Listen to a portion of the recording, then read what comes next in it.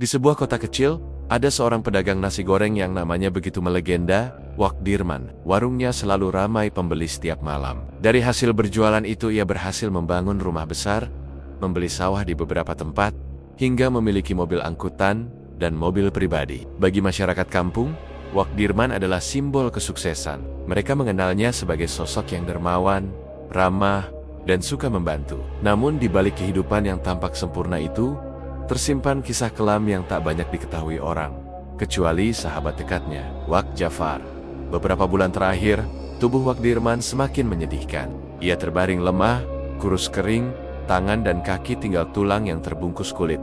Namun perutnya membesar seperti wanita hamil 9 bulan.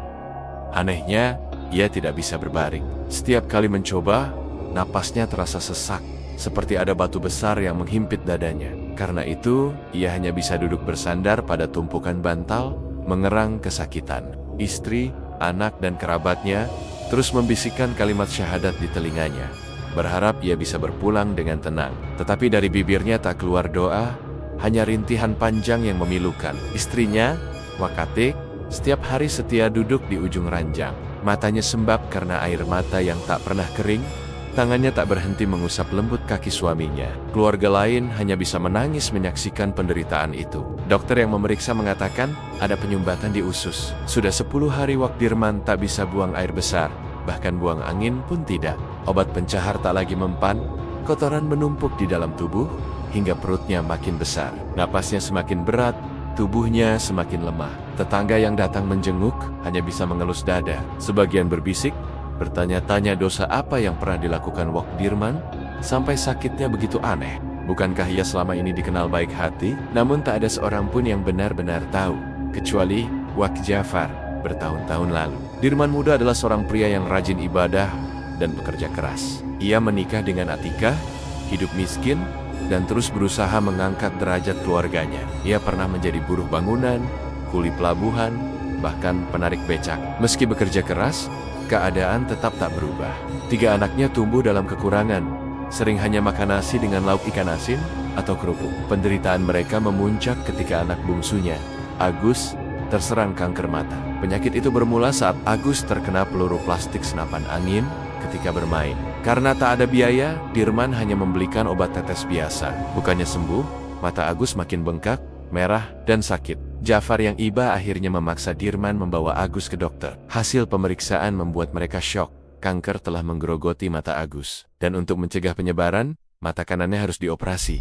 Biaya operasi terlalu besar. Dirman merasa buntu. Dalam keputusasaan itulah, seorang teman buruh memberitahu tentang pesugihan di sebuah gunung Jawa Timur. Jafar menasihati keras agar ia tidak mencobanya. "Man, jangan! Bersekutu dengan makhluk gaib hanya akan membawa kesengsaraan," kata Jafar. Tapi Dirman sudah gelap mata. "Aku sudah lelah miskin. Kalau berhasil, aku bisa menyelamatkan anakku. Kalau gagal, biarlah. Yang penting, aku sudah berusaha." Begitu jawabnya.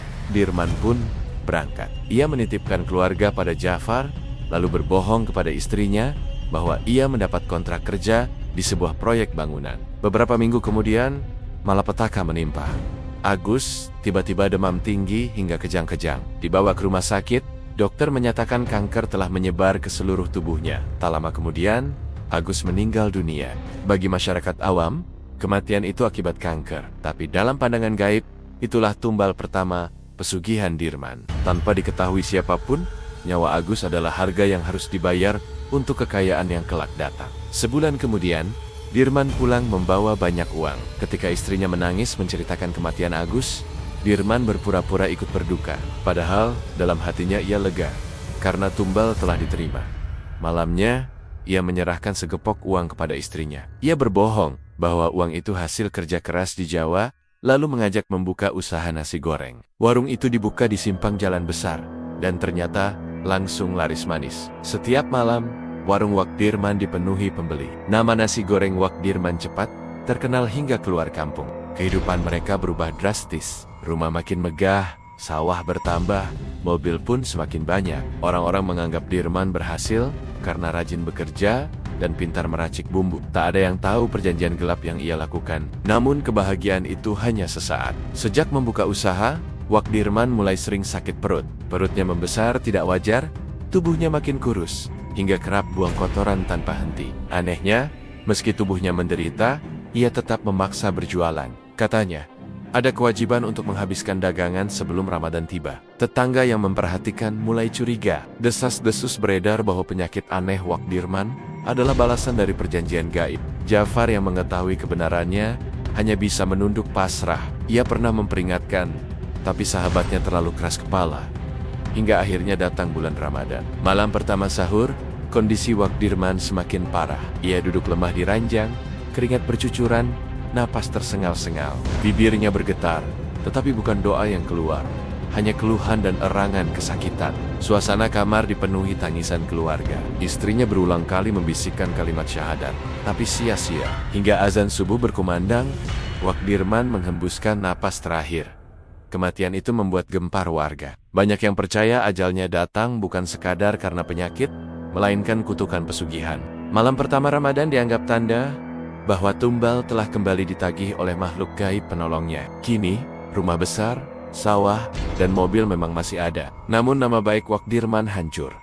Keluarganya hidup dalam bayang-bayang malu dan aib. Inilah bukti nyata bahwa harta dari jalan sesat tak pernah membawa berkah, hanya kesengsaraan dan kehancuran.